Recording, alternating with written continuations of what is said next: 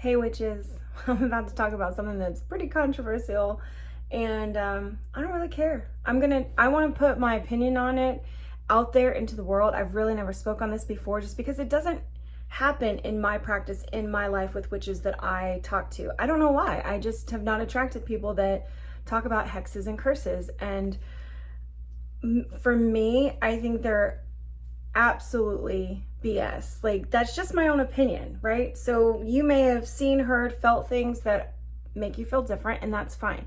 But we're gonna go through some terminology, some origin of some words, and then all right, if these things are going wrong in your life, let's look at other ways to explain them if we didn't have the word curse or hex, that you think that somebody did that to you. Because what I find in these online groups where people are asking, oh, I've had such bad luck, I must have been cursed. How do I stop a curse? How do I break a curse? How do I know if I've been hexed? What can I do about being hexed? And that it's all just to account for the things that have happened in their life that they're unhappy with, that have seemed unfortunate, just the unfortunate events that we go through.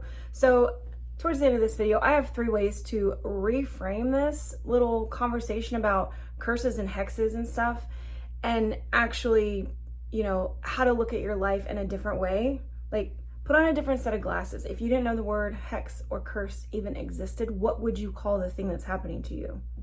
Right? That's one to ponder. But first, I really want to tell you about the origin of the word cursed, because I don't think that 95% of the witchcraft community really understands where that word came from and how it came about and who started with it. And now I forgot how to say the original name. The word I was looking for was anathema. I want you guys to see this and remember it and look it up. Anathema. But let me tell you something. Get on etymology.com, okay? I will put the link in here, and I want you guys to do this research for yourself. Don't just believe me. I do the research so that I can spread knowledge to you guys so that you have a better understanding, so that you don't kind of have to do the work. But please do check your resources. You can find out that the word cursed comes from the church. It was actually a way that they excommunicated members of the church because they broke some kind of church law, right? So they disobeyed something. It was called the sentence of a curse. I did not write it down, I should have, but I will put it in the description below. So curse was not even in the witchcraft community ever. We didn't do curses. That was actually a word that was in the church community that was used to get rid of members in the church organization that did something that was disobeying. With this newfound knowledge, do you think that you'll be using the word curse anymore? Do you think that it's something that is done to us that we should be doing to others if that's something that you practice? So just think about, all I'm asking you to do is ponder these things before deciding that there's been a curse set somewhere, or somebody's cursed you, or people can be cursed. Because I really think that the words curse and hexed have sort of been reframed, reimagined, and there's other words like this, right, that we use in our slang, like the word bitch, right? Okay, so originally bitch means, it still means a female dog, but it also means some other bullshit ass stuff. So whatever it means to other people, but it's a derogatory term, right? Because of that, if somebody was to write about our culture today, 200 years from now, they would say the origin of the word was this, and then society took it and put it in this other use. So we get to determine if we like the way that curse originated, which was to, I forgot the word now, get people out of the church community, excommunicate them from the church community because they disobeyed the rules. Do we want to take that on? Do you want to take that on in your practice and say, oh, cursing is a thing that some witches do because blah, blah, blah, blah, blah, or whatever. Or you just decide that doesn't exist in my world, because for me, cursing and hexing doesn't exist in my world. I don't believe in them, so they're not there. It's kind of like the way I think about the devil. The devil is a Christian concept, or it's a concept from other people. It's not a concept that I believe in. I don't believe in a hell environment. I don't believe in this place that people go to if they don't do well. Since I don't believe in it, it's not part of my world. It's just, it can be part of other people's worlds. They can believe in it and fear it and do whatever they want with it, but that doesn't mean that I have to accept it. So there really is this choice on what we believe, what we hold, as beliefs for our practice and for ourselves. and the words that we use in this practice. So that's cursed, right? That's curse. The other one, hexing, and I never looked this one up before, but I just learned that hex comes from a German word, hexe, which is Hexe, and it's just the German word for witch or to practice witchcraft. So a hex, which I actually thought was like worse than a curse, maybe, I don't know, but a hex is not even like what I think people think it is, because I've never looked into it, but people think being hexed means it's sort of like the same thing as being cursed, where somebody has put this thing on you, they've sent energy to you to make your life fall apart or whatever. That just brings up a whole nother thing of, do you really think that somebody else's energy is more powerful than your own energy that you hold around you? It's for them to be meddling in your life with just energy. Now, could they come and actually mess with you? Like, you know, leave notes on your car, break stuff, I don't know, like do crazy stuff that humans do to each other? Yeah, they could, but that's not hexing. Hexing would be using the energy and sending it that way for bad things to happen to you, right? I think it's all BS, but my personal opinion, like I said, this video may upset some people. There might be some conversation around this. We're each free to believe however we want. So that's why I'm putting it out there. It's an education of words right now, and I'm just adding in my own personal practice and beliefs. And you know, when you read the comments in some of these online groups about witches who are like, oh, I think I'm cursed because like it's been 3 months and I've had all this bad stuff happen to me. Take the word away. If we were to take away the word curse, what would that person use to describe their current situation? Like they're in a rut, they're in a low spot, they have, you know, unpredictable things happening to them all the time. Like, just if we reframe it, instead of trying to push the blame to something outside of ourselves, what if we were to own that instead and be like, okay, why are these inconvenient things happening to me right now? Why am I getting this pushback? Why am I getting these stops and blocks and breaks on things? My personal opinion is always that the universe gives us signs and tries to push us in the direction that's going to be for our highest good, right? The way to grow us. And so when the path is not the easiest, and it's like, and I guess that's kind of hard to say because growth is not supposed to be easy, right? Like, we're supposed to struggle a little bit. That way, when we get over the hill, we feel really accomplished. Like that, we're like, ooh, that was a lot of work and I did it. You feel accomplished. You can have pride in what you did. But I forgot where I was going with that. It was about the hard work thing and how we put into stuff, we put into life what we want. And then when we get all this pushback, it's like, maybe that's not the path that's meant for you. You ever heard that before? Like, we've definitely said that to people. Said that to each other, Kat, Jolene, and I. That wasn't meant for you. You're like, it's too much pushback. All this like wrong, you know, dead end, turn around, can't find the address, lost the number, like whatever it is. We always say in our little practice that it wasn't meant for you then. Like, the things that flow to you easily are what you're attracting. So when you think about like bad occurrences happening, if they're things that are completely out of your control, right? Like you were doing nothing and these things happen to you. Actually, this is all getting very philosophical. I should try to stay on point because we could go into a million situations and try to explain them. But now I'm just going to break it down into the 3. I want you to think of these 3 ways to look at your life instead of saying, oh man, all this bad stuff's happening to me. Maybe I'm cursed. Maybe somebody cursed me. Maybe somebody put a hex on me. Let's throw those words out. Let's look at it in a different way, okay? And I had to write this down because obviously you can see I get off track all the time. But the 3 things, I think it's you. Your energy's scattered. You're all over the place. You know, you're not paying attention. You're not paying your bills on time. Like these little things that if we don't attend to the mundane human things, and then we just let shit slide and we just like forget about things and we're not attentive to our own lives and the needs within that, things get out of hand. And then you have, oh, now a debt collector's calling, you know, now your car is being repossessed now.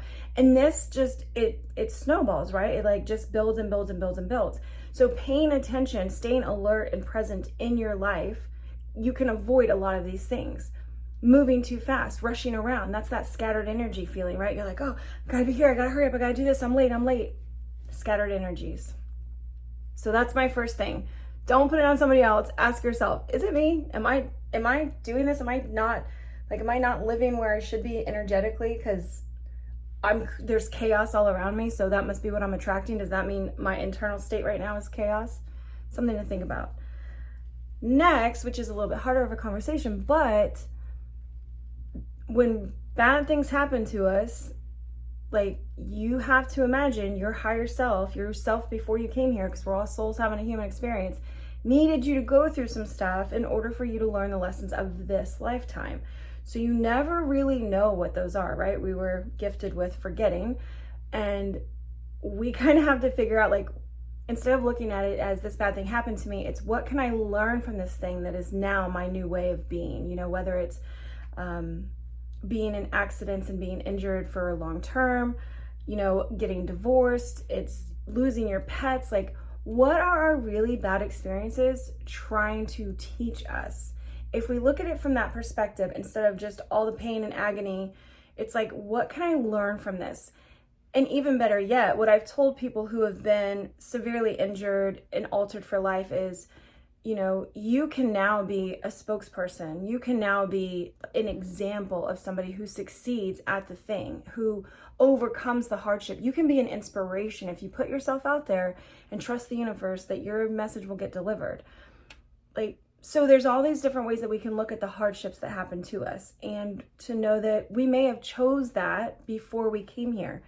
Will we know? No, it's something you have to decide for yourself. If you think like, oh, okay, I see how this bad thing that happened to me when I was 15, and now I'm able to use this skill that I learned because of that, and I advocate for something, or I'm part of this group, and I've reached a lot of people, and I've helped others, and then you know that that bad thing really propelled your life into purpose and meaning. So that's the second one. The third one is, all right, again, this is in our little small circle. We talk about karma and past life, but they're actually like, we sort of flip them. Our thinking is that we know we've done bad in this life, right? We know that karma, in the bigger sense, like in the traditional thinking and other teachings, is really about the stuff you do in this life affects your next life. But the way that we use it here is, we're like, oh, you know, you did that stuff 5 years ago, and so this thing happened to you. It's like, oh, that's just energy coming back around in this space and time, you know?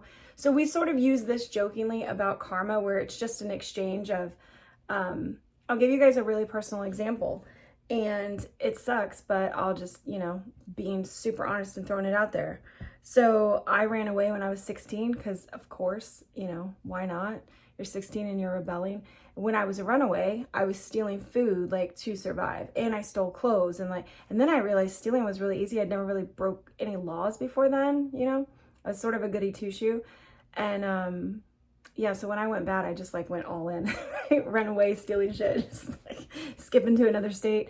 But so I learned to steal, right? And then when I came back from being a runaway, I don't know why, but I just continued to take things if it was easy, like from department stores or whatever. Damn it, I had a point to this and now I lost it. Oh, I know what it was.